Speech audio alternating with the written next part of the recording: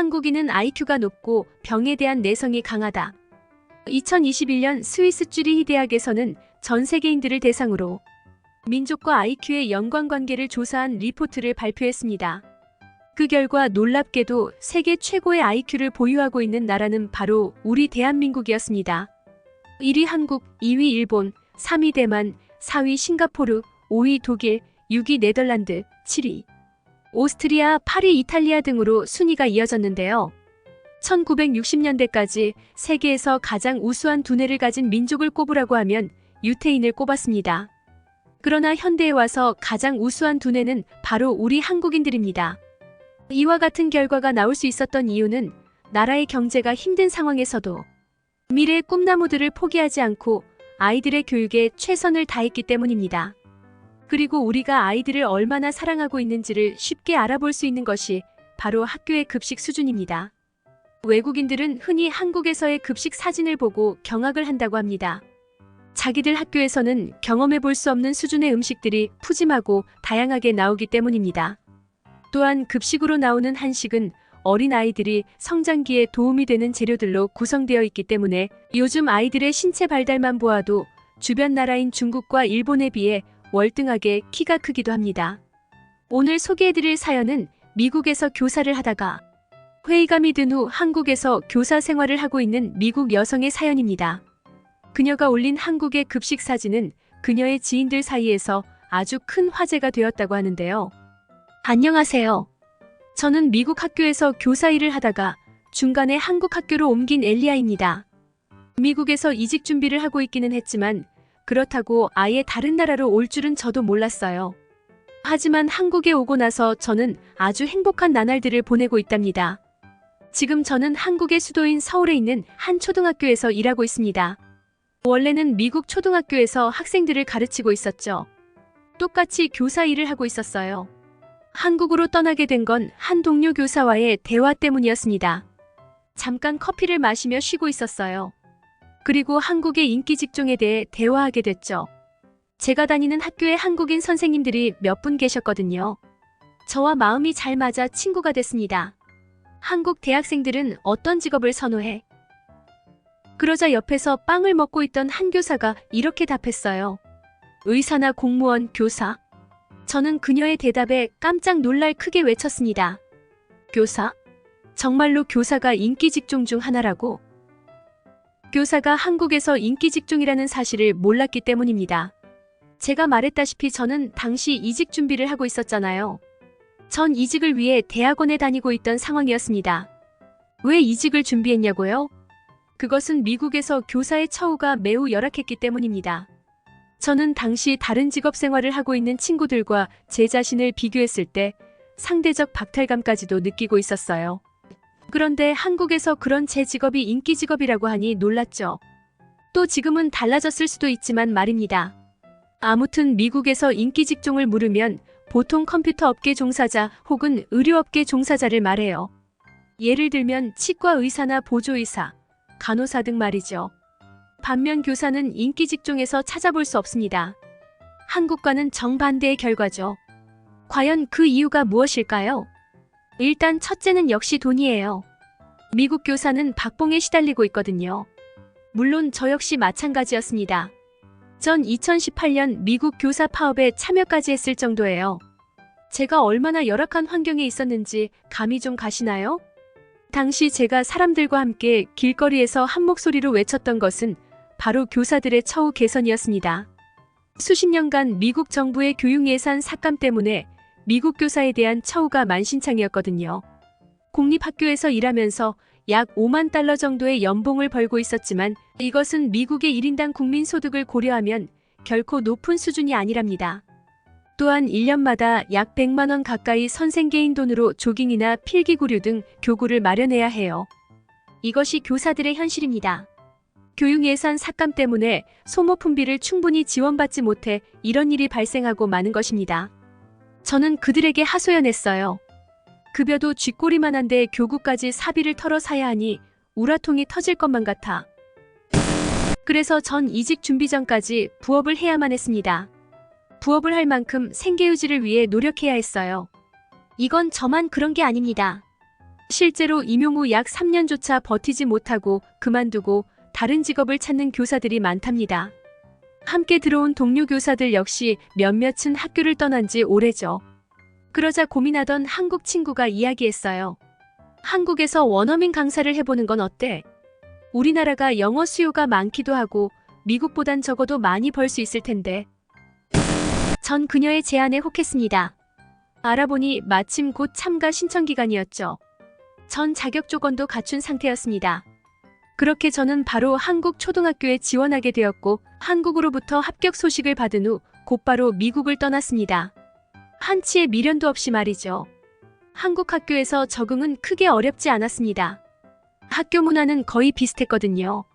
그런데 제가 한국 초등학교에 온 이후 가장 놀랐던 부분은 바로 한국의 급식이었습니다. 제가 한국에 오기 전 한국에서 원어민 강사로 일하고 있는 커뮤에라이 이아이 글들을 많이 읽어보았는데 급식에 대한 부분을 많이들 극찬하더라고요. 한껏 기대에 부푼 상태로 갔는데 그런 제 기대를 전혀 실망시키지 않았습니다. 한국의 급식은 정말이지 그냥 미쳤어요. 보기만 해도 군침이 도는 메뉴이죠. 처음엔 학기가 시작되고 첫날이라서 그런 화려한 급식이 나오는 줄만 알았어요. 하지만 전혀 아니었습니다. 매일이 이게 기본값이었거든요. 게다가 신기한 건 한 달 동안 같은 음식이 반복되지 않더라고요. 그러면서 밥과 국 그리고 반찬의 조화가 매우 대단했죠. 김치도 빨간 김치만 있는 줄 알았는데 아니었어요. 백김치, 열무김치 등 김치의 종류가 매우 다양했습니다. 쌀 종류 역시 마찬가지고요. 다양해서 신기했던 기억이 납니다. 심지어 이런 고퀄리티의 식단을 한국 학생들에게 무료로 제공한다는 점이 인상 깊었어요. 한국은 복지가 정말 잘 되어 있다는 생각이 들게 했죠. 미국에서는 학생들이 매번 식단과 비슷한 수준의 돈을 내고 유료로 식사해야 하거든요. 그러나 한국과 비교가 안 될 정도로 처참한 수준의 급식이 나오죠. 가끔은 냉동식품을 조리할 때도 많아요. 무척 허접합니다. 학생들의 건강을 신경 쓰지 않은 티가 나거든요. 그런데 한국에서는 이렇게 훌륭한 식단을 학교에 재직 중인 선생님 역시 단돈 몇천 원만 내면 학생들과 똑같이 식사할 수 있다는 게 좋은 것 같아요.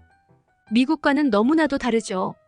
단지 이 저렴한 돈으로 이렇게 질 좋은 음식을 먹을 수 있다니 말입니다. 또 매일 식단을 꾸리는 영양사 선생님이 매일 학생들이 뭘 먹어야 할지 영양학적으로 계획을 짜신다는데 개인적으로 무척 존경스럽고 훌륭하다는 생각이 들어요. 이런 결과물이 모두 그 사람 덕분에 도출되는 것들이니까요.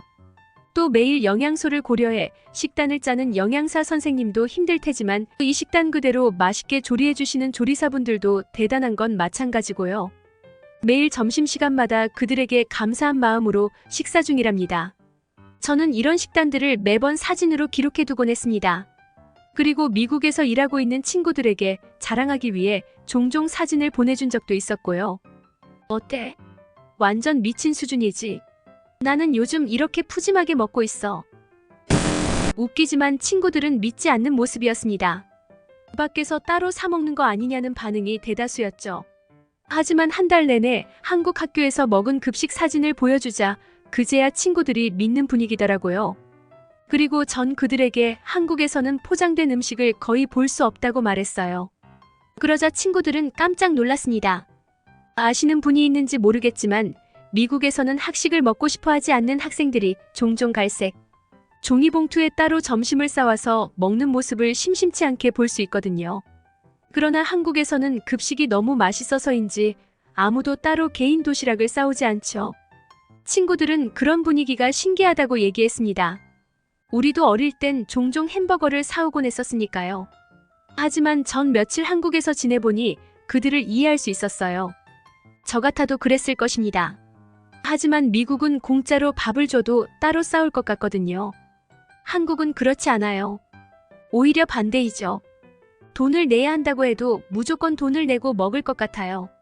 한국에 오고 나서 또 미국과 차이점을 느꼈던 부분은 바로 한국 학생들의 학구열입니다.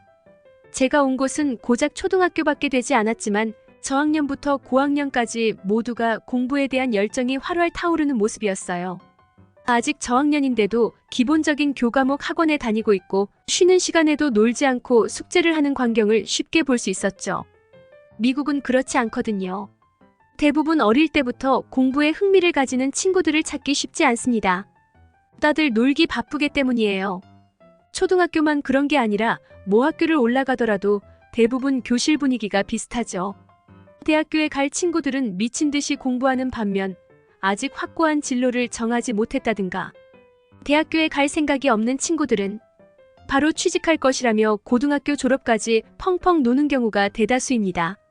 한국에 오고 나서 한국에 똑똑한 사람들이 많이 있는 이유를 알 것 같더군요. 그리고 제가 한국에서 일을 한 지 몇 달 지났을 때쯤입니다. 겨울이 되고 추위가 점점 내려앉을 때쯤 그날 전 아침 추위를 이기고 출근했죠. 그런데 분명 수업을 할 시간이 됐는데 저 멀리 복도 끝에 있는 해당 교실에 불이 꺼져 있는 모습이었어요. 원래 같았으면 항상 수업에 미리 오는 학생들이 교실에 와서 시끌벅적 놀고 떠드는 소리가 들려야 정상이거든요. 이상하게 아이들의 떠드는 소리도 들리지 않았죠. 수업 시간에 한 번도 늦지 않았던 친구들인데 무슨 일이지? 연락해봐야겠다. 저는 의아한 마음으로 교실에 들어갔습니다. 그때였어요. 문을 열고 들어서자 학생들이 촛불 켜진 케이크를 들고 나오며 생일 축하 노래를 불러주었습니다. 저는 깜짝 놀랐죠. 그날은 저의 생일날이었기 때문입니다. 알고 보니 학생들은 수업에 늦은 게 아니라 몰래 저의 생일 서프라이즈를 하기 위해 준비하고 있었던 것이었어요. 학생들은 어서 소원을 빌고 초를 끄라며 제게 케이크를 내밀었습니다. 순간 전 그런 학생들이 너무나 사랑스럽게 느껴졌어요. 그리고 마음 한구석이 따뜻해졌죠. 교사의 꿈을 계속해서 이어가고 싶다는 생각이 들기 시작했어요. 놀랍게도 전 미국에서부터 교사를 시작하면서 지금까지 단 한 번도 학생들을 향한 애정이나 애교심, 혹은 직장에 대한 자부심을 느꼈던 적이 한 번도 없었거든요. 물론 교사라는 직업에 사명감을 가지고 일하는 사람도 있지만 적어도 제게 교사는 그저 하나의 직업으로밖에 느껴지지 않았었어요. 그런데 그날 처음으로 전 자신이 가르치는 학생들이 사랑스러워 보였고 이들을 가르치는 일에 애정이 생기기 시작했습니다. 학생들이 자식처럼 느껴진다는 게 무엇인지 그때 깨달았죠. 전 앞으로의 학교 생활이 기대가 되기 시작했어요. 그리고 더욱더 열심히 수업을 준비해야겠다는 생각이 들었습니다. 그 전까지는 어느 정도 수업 구실 정도만 갖춘 채 수업했는데 이제는 정말로 자신이 가르치는 학생들에게 더 쉽고 유용한 수업을 하고 싶다는 마음이 생겼어요. 자료 하나를 찾더라도 더 간단하고 확 와닿을 것 같은 자료를 고르게 되고 간단한 정보를 알려주더라도 더 재미있게 느껴질 수 있도록 여러 수업 방법을 찾게 되더라고요. 미국 공립학교에서 정식 교사로 일했을 때보다 한국 학교에서 비정규직으로 일하는 게 훨씬 더 즐겁고 행복하며 일에 대한 사명감이 생기기 시작했어요. 한국에서 새 출발을 할 생각입니다. 저는 이곳이 너무 좋거든요. 그녀가 본 우리 대한민국은 정말 훌륭한 급식 시스템을 갖고 있었습니다. 그리고 아이들 또한 공부는 물론 인성도 착해서 사랑스럽게 느껴졌다고 이야기했는데요. 사실 우리가 이러한 시스템을 갖고 아이들의 교육에 집중하게 된 데에는 아이들이 이 나라의 미래라는 점에서 전 국민이 공감대를 형성했기 때문입니다. 우리나라는 6.25 전쟁 이후 국토가 폐허로 뒤덮였지만 포기하지 않고 미래의 후손들을 위해 최선의 노력을 다했습니다. 가발을 만들어서 수출하고 광부와 간호사라는 직업으로 독일에 파견을 가기도 했습니다. 이 모든 것들은 당시 그 순간뿐만이 아닌 미래를 위한 우리들의 노력이었는데요. 그 결과 우리는 당당히 세계에서 선진국으로 인정받았고 지금도 그때를 잊지 않고 미래를 위해 묵묵히 나아가고 있습니다. 글을 마치기 전에 앞에 사연을 읽은 외국인들은 어떤 댓글을 남겼는지 여러분께 소개해드리겠습니다. 외국인들의 댓글 반응입니다. 정말 부럽다. 미국뿐만이 아니라 우리 영국에도 한국과 같은 이러한 훌륭한 급식 시스템이 필요해. 성장하는 아이들이 건강하게 자라는 것은 물론 밥을 먹으면서 행복함을 느낄 것 같아. 한국의 아이들은 유독 호기심이 많고 다정한 것 같아. 내가 한국에 여행을 갔을 때 나를 보고 웃으며 손을 흔들어주는 아이들이 많았어. 그리고 직접 내게 다가와 영어로 말을 거는 아이도 많았지. 학교에서 다른 아이들과 함께 식사를 한다는 사실은 그들의 관계를 더욱 소중하고 가깝게 만들어. 또한 같은 식판에 먹으면서 공동체 의식도 키우지. 그래서 한국인들은 자기 자신뿐만 아니라 다른 사람들에 대한 배려심이 좋은 건가 봐. 세계에서 건강식 백과사전을 만든다면 한식을 무조건 골라야 돼.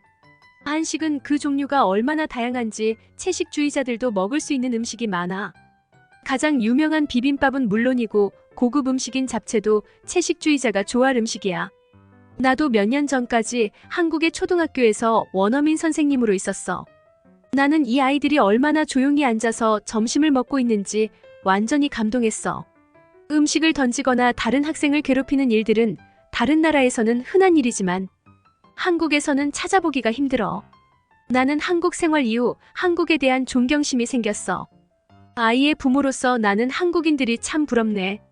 내가 아무리 잘 챙기고 싶어도 학교를 가는 동안은 식사가 부실해질 수밖에 없어. 그런데 한국 학생들은 오히려 학교에서 잘 먹는구나. 밥국 반찬 등등 다양한 조합은 물론이고 고기랑 채소가 빠지지 않아 영양도 풍부해 보여. 더욱 더 좋은 영상으로 찾아뵙겠습니다. 듣기 주셔서 감사합니다.